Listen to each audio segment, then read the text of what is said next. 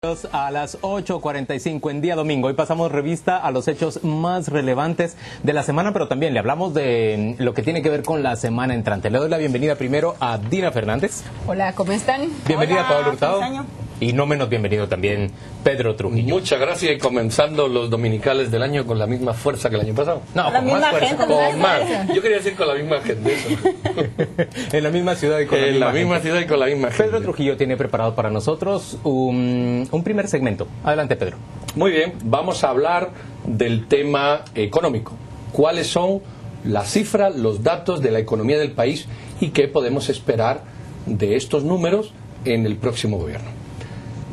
Van a ver ustedes una gráfica que ya se les presentan. Esto es el titular de prensa, de una prensa escrita nacional del mes de noviembre, que dice textualmente: Pérez, refiriéndose a Otto Pérez, hereda 86.000 millones de deuda. Y mi pregunta es, ¿quién hereda la deuda? Porque el general Pérez Molina, por mucho que se empeñe, no va a pagar los 86.000 millones de deuda. Los ciudadanos de este país, usted y yo, somos los sujetos pasivos, somos la causa del efecto de los gobiernos. El efecto del gobierno es endeudarse, y ahora usted y yo tenemos que pagar esto, o sus hijos, los míos o nuestros nietos. Esto es lo importante. No es la deuda que un gobierno hereda de otro, es la deuda que nosotros, los ciudadanos que pagamos impuestos, heredamos de un gobierno. Vamos a ver otra slide, que es cómo se ha ido comportando el endeudamiento público. Ahí ven ustedes, desde antes del 95, el gobierno Arzú en la parte inferior, el gobierno Portillo, el gobierno Bergier, el gobierno Colón y una previsión del gobierno Pérez Molina. Ven cómo la deuda se ha ido hasta en la época Bergier subiendo 3, 4 mil millones. A partir del gobierno Bergier hasta ahora se empieza a duplicar. Gobierno Bergier fueron prácticamente 18 millones, 18.000. El gobierno Colón han sido 36.000, se ha duplicado. De seguir esto así, las previsiones que el gobierno Pérez Molina se duplique en 70.000, 80.000 millones de que sale. Estamos viendo el ejemplo europeo, cómo los países europeos se han hundido o se están hundiendo producto de una deuda que es insostenible, en un marco mucho más ventajoso que el marco nacional. Es un marco intergubernamental, regional, donde Alemania, Francia están pagando los costos de comunidades o de países como Grecia, Francia, todavía no tanto, y Italia un poco menos, España mucho más pronunciado, y Portugal e Irlanda. Entonces, ¿qué va a pasar con nosotros si seguimos a este ritmo? Vamos a ver una siguiente gráfica, que es la tendencia del déficit. Ahí ven ustedes una línea superior en color rojo, que es el gasto. Cada año gastamos sustancialmente más que el año anterior. Y los ingresos, cada año recaudamos un poquito más que el anterior. Sin embargo, el porcentaje de recaudación es mucho menor que el porcentaje de incremento de gasto. Con lo cual, en el año 2016, 2019, se puede generar una brecha, que habrá que ver cómo se cubre.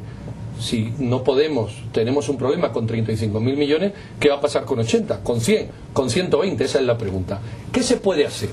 Las dos que quedan pareciera que apuntan una solución que puede o no ser, pero ahí está.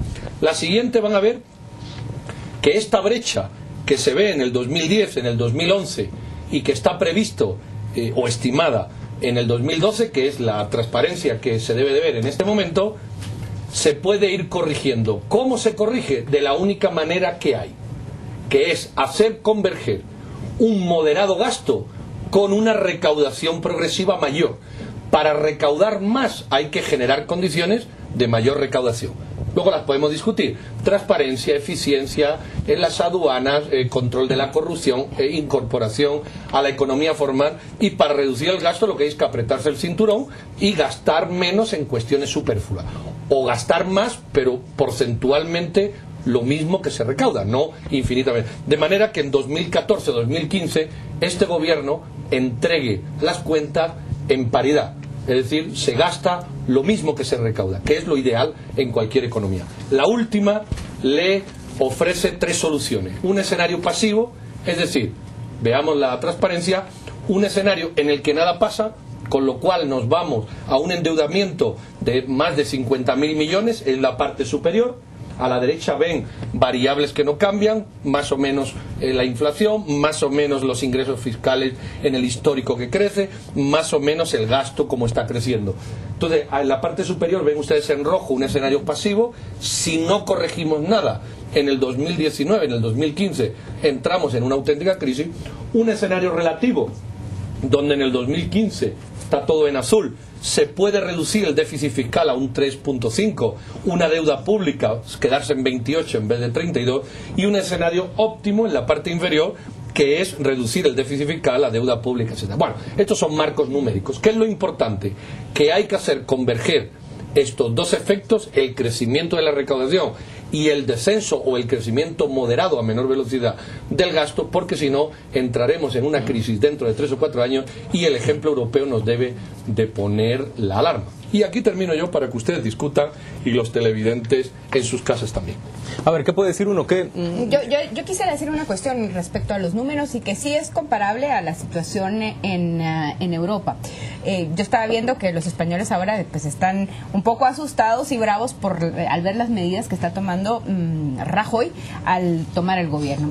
Y en España existe un déficit del 8% del PIB. O sea, un escenario 2 puntos porcentuales mayor al que nos ponía Pedro en el escenario relativo, si no pasa nada, del 2019. Y el esfuerzo es llevar ese déficit al 4%. Eso es lo que trata de hacer Rajoy. Eso es lo que les ha pedido Alemania, que es quien realmente doña Angela Merkel quien les ha puesto a marchar. Que es como estamos nosotros ahora, más o menos. Sí, que los quiere llevar al 4%. Y eso solo se va a lograr de dos maneras. Uno, han incrementado el impuesto sobre la renta, o sea que hay que incrementar los ingresos, y después están proponiendo que creo que van a cerrar 500 organismos estatales. De los 2.000 que existen, algo así pero era una cuestión que yo me imagino que es brutal. Congelan salarios, reducen salarios. Pero de hecho, pues es algo que ya en España es una situación que, bueno, de doña Angela Merkel ya se vio cuál es el camino que quiere tomar para defender la zona euro, y a eso están orillados.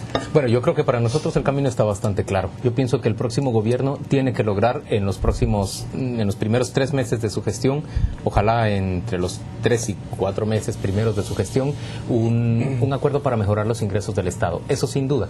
Pero ese acuerdo debería estar acompañado también de un acuerdo por mejorar la calidad del gasto público, que creo que es un asunto en el que nosotros tenemos que poner mucha atención, porque si se gasta demasiado, se roban demasiado, se dilapida demasiado, se derrocha demasiado, se malusan muchos fondos públicos, y eso es absolutamente injusto. Pero yo pienso que aunque lográramos una buena tasa, digamos, de calidad de gasto en nuestro país, que lográramos mejorar mucho la forma en que se gasta, es natural que nosotros vamos a tener demanda incremental de gasto a mediano plazo en Guatemala. ¿Por qué razón? Porque apenas estamos empezando a cubrir toda la demanda de educación pública en primaria. No lo hacemos todavía en preprimaria. Es lógico que vamos a tener que hacerlo en algún momento en secundaria si queremos que quienes y la policía cierren, y el ejército, claro, policía, ejército, salud pública, que yo ahí entro en una discusión más amplia, que a mí me parece que es impensable que el país pueda cumplir con lo que la Constitución demanda.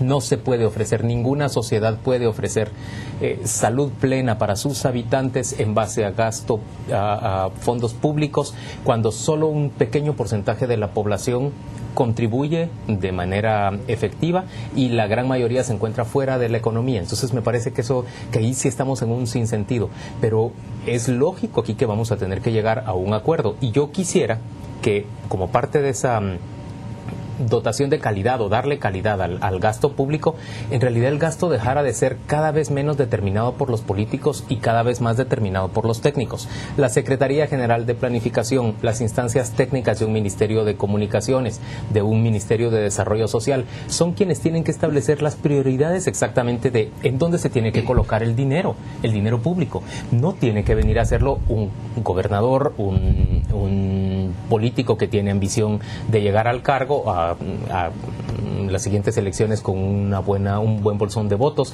Me parece que tenemos que dotarle de mucho más carácter técnico a esa priorización del gasto, pero por supuesto que eso es pedirle, ya pasó el Día de Reyes, ya pasó Navidad, eso es pedirle a Santa Claus que nos cumpla. Déjenme que le demos 2 o 3 ideas. Yo creo que tenemos que ser creativos y pensar fuera del huacal. Por ejemplo, en España ahora, claro, lo difícil es implementar una medida cuando hay una costumbre. En España ahora se empieza a cobrar la tarjeta sanitaria y se empiezan a pagar parte de las medicinas. Bueno, claro, poner esa medida cuando nunca se ha hecho es tiene un gran trauma. costo. Pero bueno, si aquí se está haciendo, lo que no tenemos que pensar es que sea gratis, sino que tenga el costo que deba de tener. Yo no sé cuál es. Vamos a poner otra medida. Por ejemplo, ¿por qué la enseñanza superior tiene que ser gratuita? No es prestataria. Usted va a la USAC, usted estudia la carrera que quiera, el Estado se la paga, pero usted en sus 50 años de vida restante devuelve el dinero. Eso solo son más de 1.300 millones al año, que viene a ser el presupuesto de la universidad pública. O sea, el Estado te ayuda toda tu vida. Pero oye, tú tienes que devolver lo que los demás te estamos pagando. Es decir, hay que pensar fuera de la plataforma. Es que siempre es así. Bueno, siempre es así, pero se está demostrando que en ciertos países el siempre así no funciona. Y otras cosas evidentemente tendrán que ser siempre así. Estamos pagando un subsidio de buses, que yo creo que tendríamos que tener buses de primera calidad. Con guardias. Pero luego con estamos seguridad. pagando un subsidio de Carísimos. energía eléctrica Igual. a ciertas ciudades en el país, como Quetzaltenango, como Huehuetenango, que es absolutamente injusto. El Estado está teniendo que pagar un subsidio y luego esas personas, los residentes de esas ciudades, pagan menos de lo que pagamos el resto de vecinos de otras poblaciones del país. No, yo creo que hay que discutir mucho en este tema y por supuesto no hay solución fácil y todo conlleva un gran costo político. Vamos a la pausa comercial, volvemos dentro de